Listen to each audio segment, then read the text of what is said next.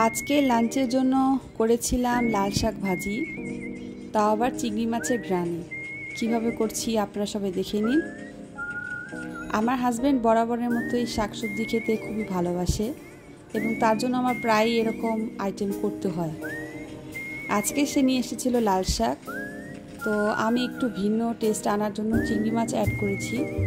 আমার বাচ্চারাও এভাবে খেতে খুব পছন্দ করে, সেজন্য আমি প্রায় এভাবে করে থাকি। এই যে আমি সেদ্ধতে তো পেঁয়াজ মরিচ দিয়েছিলামই, ভালো মতো যখন শাকটা সেদ্ধ হয়ে এসেছে পানিটা শুকিয়ে এখন বাগার দিয়ে নিচ্ছি। বাগারে যা শুকনো মরিচ আর রসুন, চিংড়ি মাছ ভালো করে ভেজে শাকটা মিশিয়ে ভাজা ভাজা করে নামিয়ে নিব। এভাবে করে খেয়ে দেখতে পারেন, আমার কাছে তো খুবই ভালো লেগেছে।